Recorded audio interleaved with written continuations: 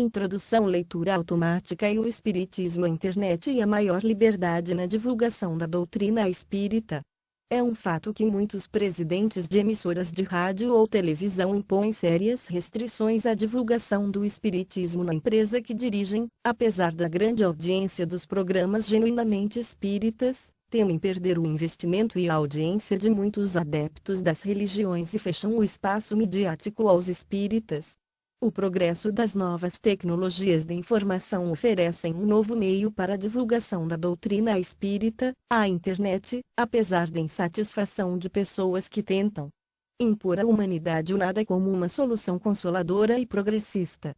É uma prova mais de que quando um princípio é verdadeiro, todo o esforço em ocultar uma lei natural é inútil, e que cedo ou tarde aquilo que tanto foi combatido acaba derrubando por terra os preconceitos e os interesses mesquinhos.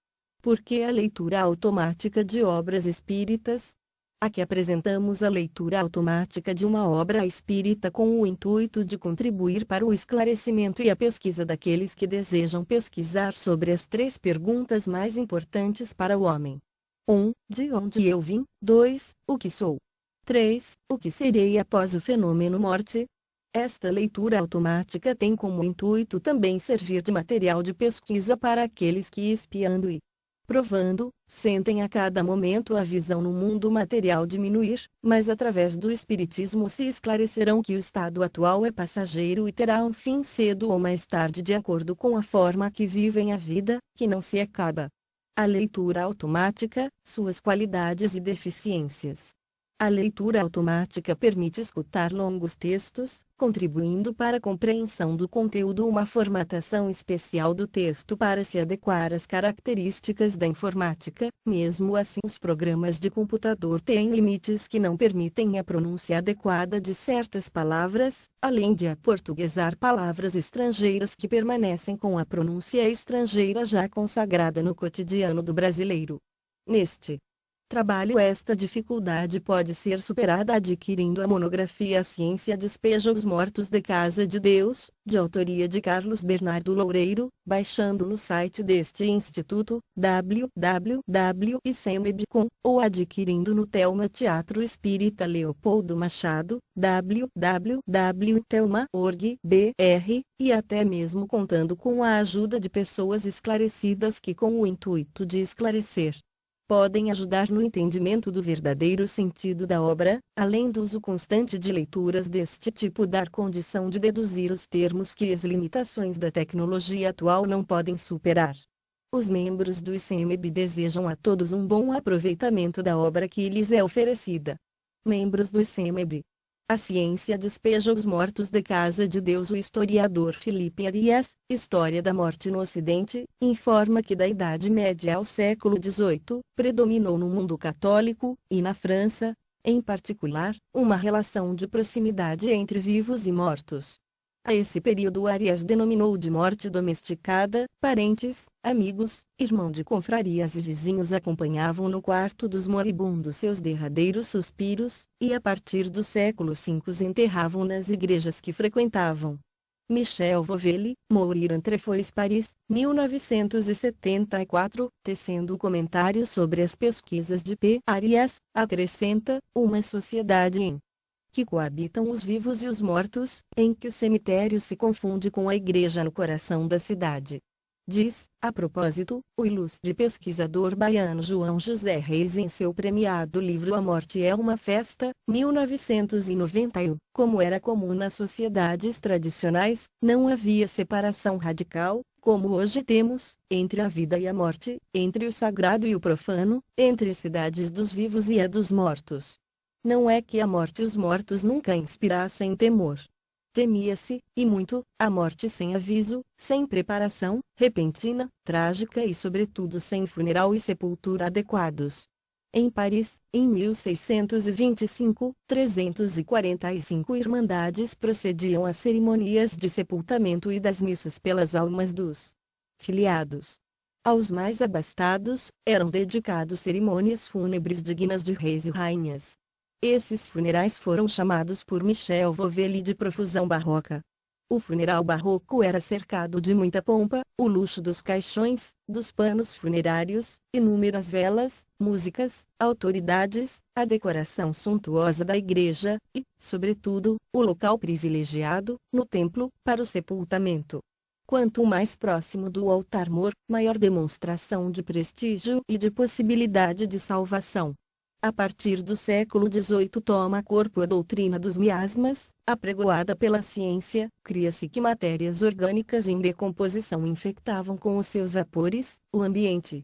Robert Favre, analisando esse problema, conclui que fugir do ar viciado ou dissipá-lo foi uma das grandes ideias do século das luzes. Notava-se, àquela época, reinado de Louis V, às vésperas da Revolução Francesa, a preocupação com a saúde pública, ameaçada pelos miasmas mefíticos. Entre as causas primordiais deste processo, surgiram os cadáveres humanos, sepultados nas igrejas e cemitérios anexos, nos centros urbanos. Os higienistas sugeriram uma diuturna vigilância olfativa, recomendando, em particular, uma intolerância em relação ao odor do cadáver decomposto. No âmbito da administração pública francesa procurava-se, por volta de 1763, reviver velhas leis que não permitiam os sepultamentos em igrejas, e determinava a construção de necrópolis além dos limites das cidades. Todavia, essas disposições legais somente seriam cumpridas com a Ordem Régia de 1776, em que incluíam, também, os enterros nas capelas de mosteiros e conventos. Mas o cumprimento dessa ordem real não foi fácil. Em Paris, àquela época, operava 290 cemitérios, 290, implantados em igrejas paroquiais, abadias, mosteiros, conventos, colégios, seminários e hospitais. La Morte à Paris, de Chaunu. Primeiro cemitério a ser desativado foi o de Saints-Innocents, em Paris, em 1780, apesar da resistência do clero, conforme Thibaut Payen, em Les Mortes, L. Etrat. Vivia-se na capital francesa, o advento de uma nova era. Dali a poucos anos eclodiria a revolução que abalaria a Europa e o mundo. Em sua vigência, não se cuidou dos destinos das cidades dos mortos. Em 1801 seria promovido um concurso sobre projetos de construção e organização de cemitérios. Em 1803 era fundado de Père Lachaise.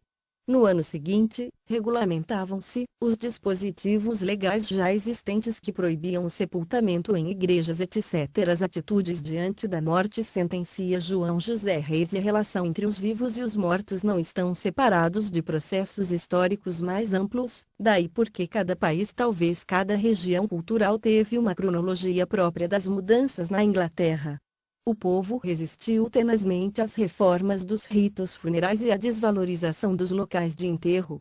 Proibia-se, como na França, o sepultamento no interior de igrejas, embora a prática continuasse em seus adros.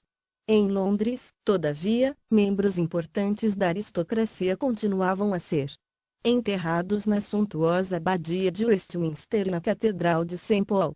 A reforma cemiterial na Inglaterra urbana, informa o autor de A Morte é uma festa que expulsaria os mortos das igrejas e de seus adros, ocorreria depois das reformas francesas.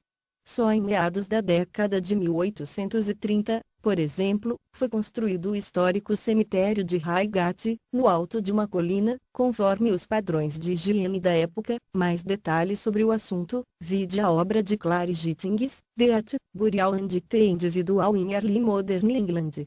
A era vitoriana, século XIX, suscitaria na Inglaterra o renascimento dos funerais pomposos, ao que parece, representasse a posição social do falecido.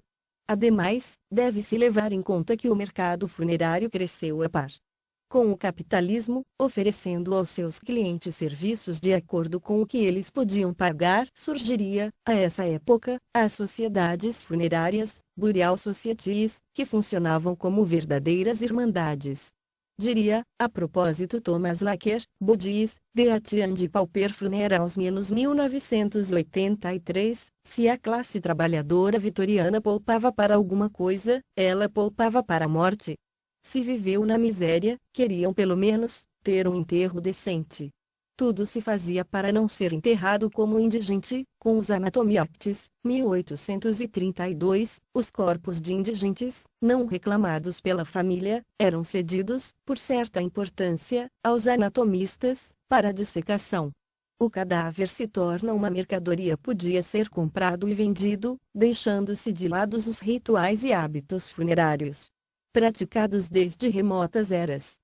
Surgiram, até, os ladrões de cadáveres que os vendiam, às ocultas, a médicos e hospitais. Fatos idênticos aos que ocorreram na França e na Inglaterra, tiveram lugar na Bahia, em 25 de outubro de 1836. O episódio ficou conhecido como cemiteirada. Proibiram-se os enterros nas igrejas, concedendo-se a uma companhia privada o monopólio dos sepultamentos na cidade do Salvador.